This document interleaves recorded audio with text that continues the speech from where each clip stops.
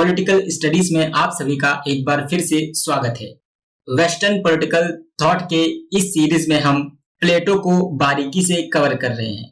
हमने अपनी पिछली वीडियोस में प्लेटो को बहुत ही बारीकी से समझने का प्रयास किया है, जिसमें हमने उनके इंट्रोडक्शन को देखा है, उनके द्वारा जो लिखी गई किताबें हैं उनको देखा है और उनके द्वारा जो महत्वपूर्ण सिद्धांत दिए गए हैं, जिसमें हमने उनके न्याय के सिद्धांत को देखा है, साम्यवाद को देखा है, उनकी शिक्षा प्रणाली को देखी है और उन्होंने जो एक आदर्श राज्य दिया था, जो उन्होंने आदर्श राज्य का कॉन्सेप्ट दिया था, उसको हमने समझा है।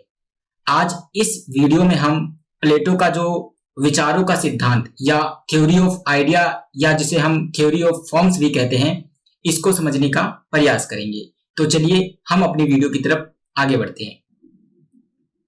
प्लेटो का अगला सिद्धांत है विचार का सिद्धांत, थ्योरी ऑफ आइडिया। प्लेटो के इस सिद्धांत को हम अलग अलग नामों से जानते हैं, जैसे इसे प्रत्यय का सिद्धांत, विचारों का सिद्धांत, गुफा का सिद्धांत या फिर गुफा की उपमा के नाम से जाना जाता है।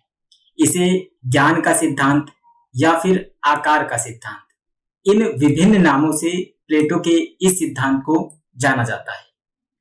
इंग्लिश में हम इसे थ्योरी ऑफ द केव कहते हैं, एलेगोरी ऑफ द केव कहते हैं, थ्योरी ऑफ नॉलेज कहते हैं, थ्योरी ऑफ फॉर्म्स कहते हैं और थ्योरी ऑफ आइडिया, इन नामों से इसको हम पुकारते हैं। इस प्रकार प्लेटो का जो ये थ्योरी ऑफ आइडिया या विचार का जो सिद्धांत है, उसके इन विभिन्न नामों को हमें पता होना चाहिए, क्योंकि एग्जाम्स में जो है इनमें से किसी भी नाम का प्रयोग कर सकता है। फिर आप जो है कंफ्यूज हो जाएंगे कि ये थ्योरी तो मैंने कभी पढ़ी ही नहीं, लेकिन वास्तव में वो पूरा सिद्धांत प्लेटो का theory of idea, theory of cave या थ्योरी ऑफ नॉलेज एक ही होता है। चलिए अब हम आगे बढ़ते हैं, देखते हैं प्लेटो ने इस सिद्धांत में क्या कहा है और कैसे इसको समझाने का प्रयास किया है। प्लेटो का जो ये सिद्धांत है, इसको इन्होंने अपनी जो बुक है, इनकी जो बुक है रिपब्लिक, इसके अंतर्गत इन्होंने दिया है। जैसा कि मैंने पहले भी बताया है कि प्लेटो की जितनी भी किताबें हैं वो संवाद शैली में है। केवल जो इनकी अंतिम किताब थी द लॉज, उसमें इस विधि का पालन उन्होंने नहीं किया था, यानी कि वो बुक संवाद शैली पर आधारित नहीं है।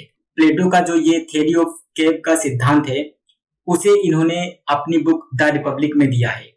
इसके अंतर्गत प्लेटो जो है ग्लूकन से चर्चा करते हैं और ग्लूकन को संसार की सच्चाई क्या है इसको समझाने का प्रयास करते हैं। वो उसे संसार की जो सच्चाई है या वास्तविकता या यथार्थ कहें या फिर सत्य कहें, इसको बताने का वे प्रयास करते हैं और कहते हैं कि जो आज हम देख रहे हैं या जो भौतिक दुनिया है, ये सत्य नहीं है, जबकि सत्य अलग है, ये आंतरिक है, ये व्यक्ति के अंदर निहित होता है, वो सत्य होता है। जबकि जो हम देख रहे होते हैं वो सत्य की परछाई मात्र होती है। अब प्लेटो ग्लूकन को इस संसार की वास्तविकता या यथार्थ या फिर सत्य को बताने के लिए थ्योरी ऑफ केव जो है या फिर आकार का सिद्धांत या विचार का सिद्धांत है, इसे प्रस्तुत करते हैं। इसमें प्लेटो ग्लूकन को कहते हैं कि तुम कुछ ऐसे लोगों के समूह की कल्पना करो जिसके हाथ पैर जो है वो जंजीर से बंधे हों, जैसे आप स्क्रीन पर देख सकते हो। उनके हाथ पैर बंधे हुए हैं और वो एक गुफा के अंदर बचपन से बंद हैं और उन्होंने इसको अपना सत्य मान लिया है। उन्होंने कभी भी संसार क्या है इसको देखा नहीं है, गुफा के बाहर की दुनिया क्या है इसको कभी नहीं जाना है, वास्तविकता क्या है कभी नहीं जाना है। अब वो कहते हैं कि इस गुफा में एक दीवार है, ये दीवार, या फिर यहां पे आप देख सकते हो इस दीवार को। इस दीवार के उस पार जो है वो व्यक्तियों का समूह जो है वो बैठा हुआ है, जिनके हाथ पैर जो है वो जंजीर से बंधे हुए हैं। और वो कहते हैं कि इस गुफा की जो दूसरी तरफ है उसकी ऊंचाई पर आग जल रही होती है आप इस तस्वीर में देख सकते हैं, इस प्रकार से आग जल रही होती है। अब वो कहते हैं कि जो दीवार है और जो आग है, यानी कि ये दीवार और ये आग, इसके बीच में एक रास्ता है और वो बताते हैं कि इस रास्ते से हमेशा लोग आते जाते रहते हैं। अब उन लोगों के हाथों में कुछ सामान होता है।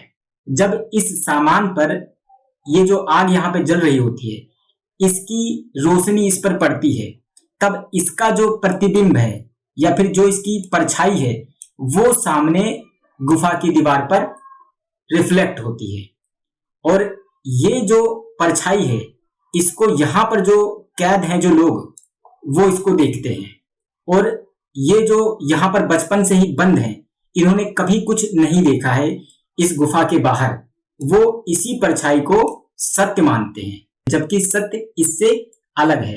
वो पूरी लाइफ अपनी जो है इसी भ्रम में रहते हैं कि सत्य यही है। प्लेटो बताते हैं इनमें से कोई एक व्यक्ति अपने जंजीरों को तोड़कर गुफा से बाहर निकलता है। जब वो बाहर निकलता है तो सबसे पहले उसको रोशनी दिखाई पड़ती है। रोशनी जब उसकी आंखों पे पड़ती है तो उसकी आंखें एकदम लाल हो जाती हैं, उसको कुछ दिखाई नहीं पड़ता है। वो कहता है ये कौन सी दुनिया है, इससे अच्छा तो जो मैं जहां पर रह रहा था वही मेरे लिए कंफर्ट था।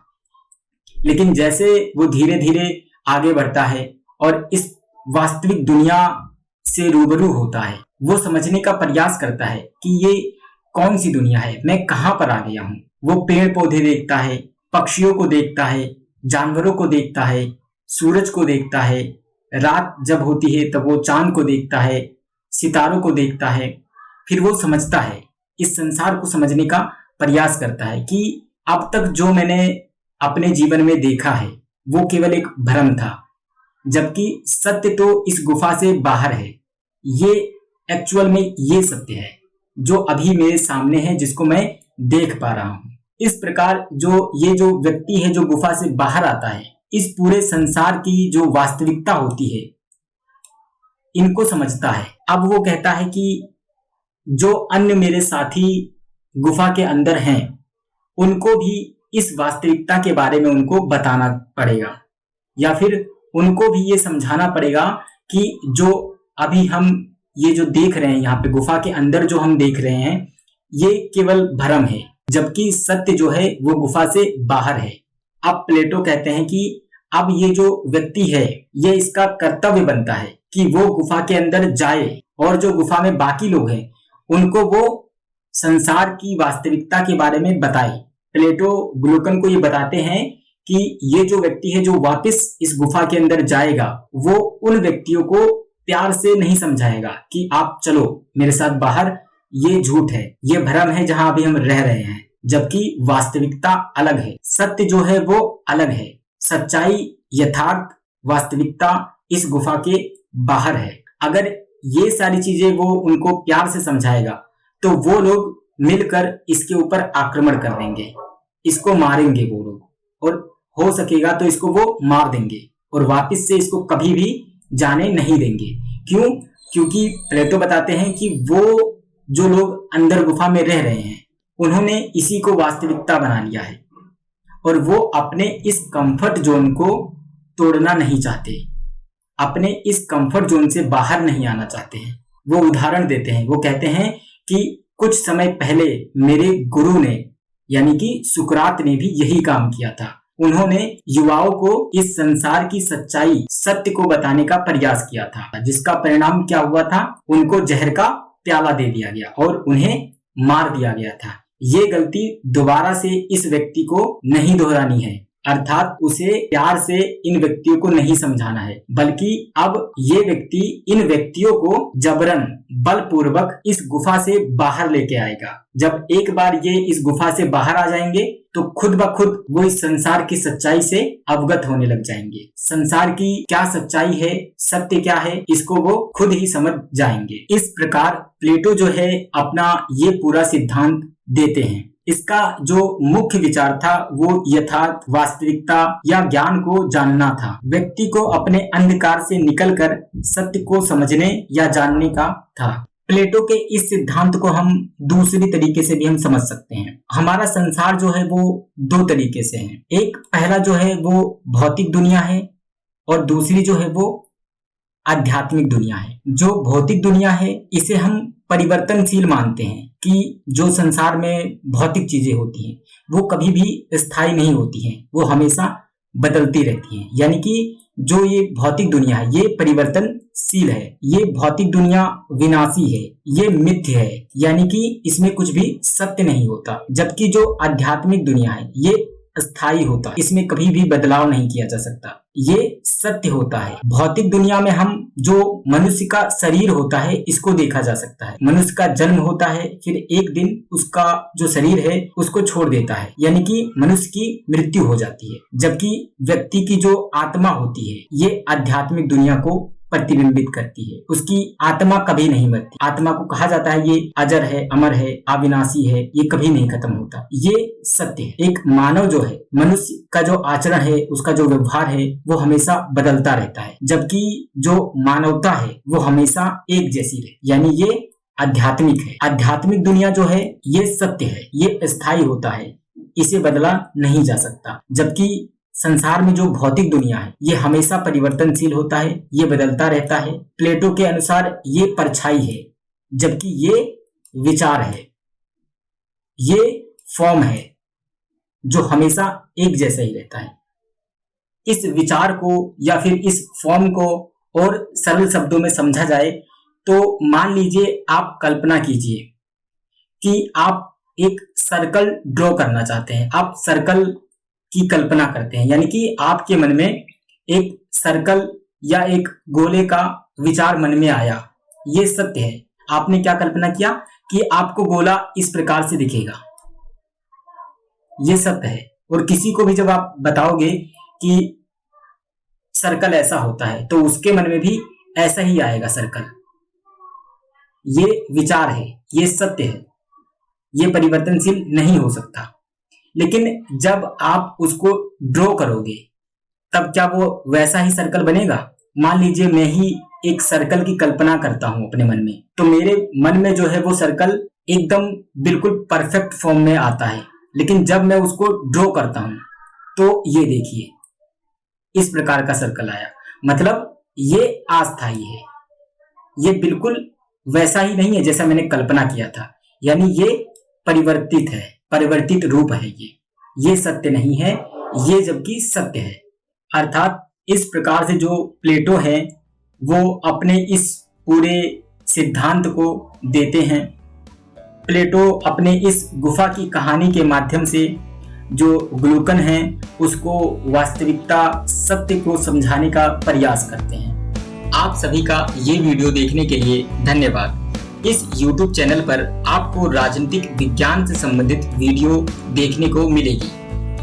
यदि आप राजनीतिक विज्ञान के स्टूडेंट हैं या फिर आप UGC, NET JRF, CUET, PG या PhD की तैयारी कर रहे हैं तो आप इस YouTube चैनल को जरूर सब्सक्राइब करें। इसके अलावा आप हमें Facebook, Instagram पर भी फॉलो कर सकते हैं। साथ ही साथ यदि आप राजनीतिक विज्ञान से संबंधित ई-बुक्स, स्टडी मटेरियल व नोट्स प्राप्त करना चाहते हैं तो आप हमारे टेलीग्राम ग्रुप से भी जुड़ सकते हैं। इन सब का लिंक डिस्क्रिप्शन बॉक्स में आपको मिल जाएगा।